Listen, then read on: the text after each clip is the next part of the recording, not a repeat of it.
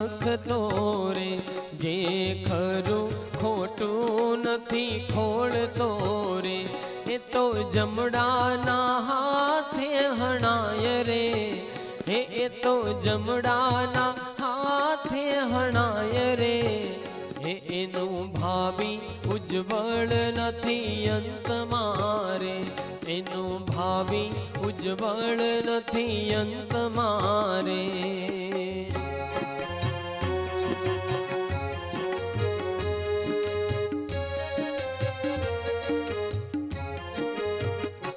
જેમ અંધ અંધારામાં આથડે રે જેમ અંધ અંધારામાં આથડે રે એવું અજ્ઞાનીનું પણ ગણાય રે એવું અજ્ઞાનીનું પણ ગણાય રે એનું ભાવિ ઉજ્જવળ નથી અંત મારે એનું ભાવિ ઉજ્જવળ નથી અંત મારે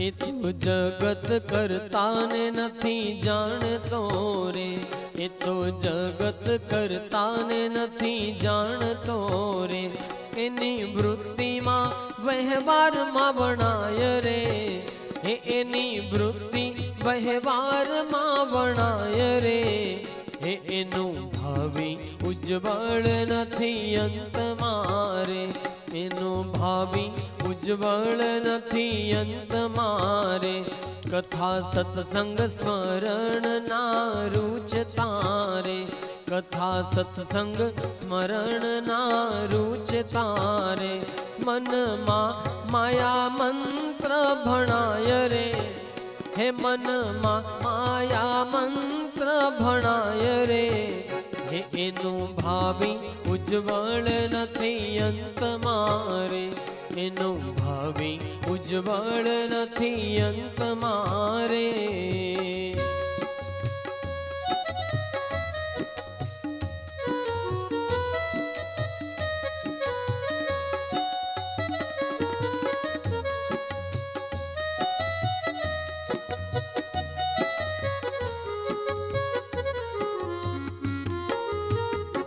દાસ તુલસી તન તંબુરો તૂટતા રે દાસ તુલસી તન તંબુરો તૂટતા રે અંતે અધમ યોનીમાં જાય રે હે અંતે અધમ યોનીમાં જાય રે એનું ભાવિ ઉજ્જવળ નથી અંત મારે એનું ભાવિ ઉજ્જવળ નથી અંત મારે જેની નજર નથી નિજ નાથ મારે એના ઉદયનો અંત ના જણાય રે એનું ભાવિ ઉજ્જવળ નથી અંત મારે એનું ભાવિ ઉજ્જવળ નથી અંત મારે એનું ભાવિ ઉજ્જવળ નથી અંત મારે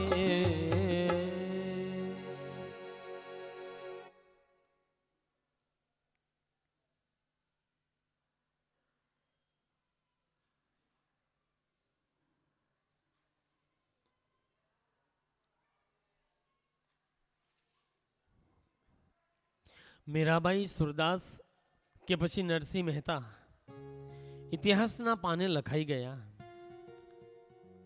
કારણ એ ભક્તિમાં શક્તિ હતી કે નરસિંહ મહેતા હુંડી લખે અને શામળિયાએ શામળસા શેઠ બનીને એ હુંડી સ્વીકારવી પડે મીરાબાઈ ઝેરનો પ્યાલો પીવે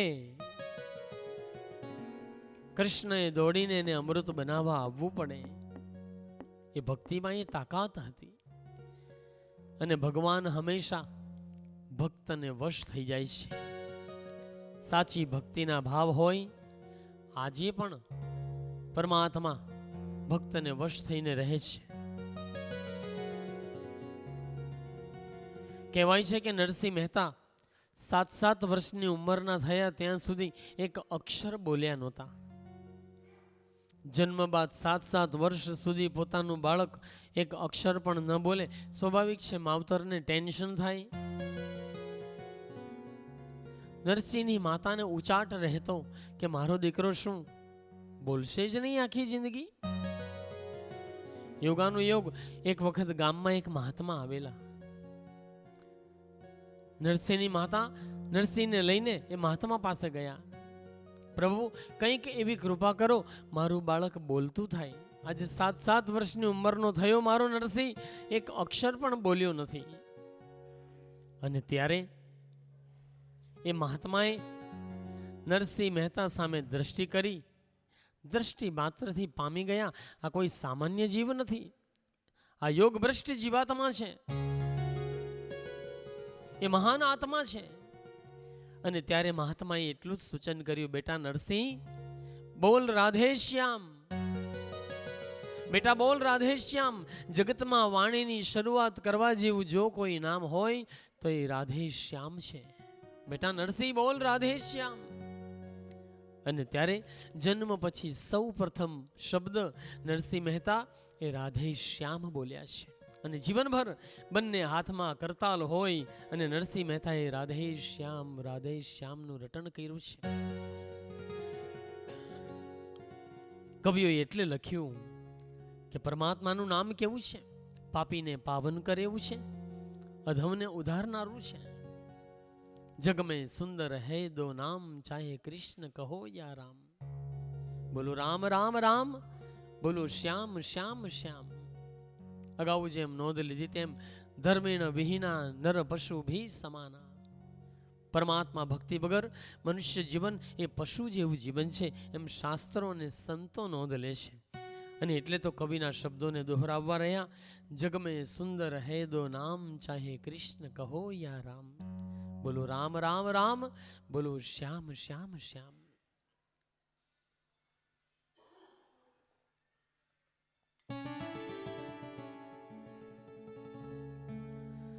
આ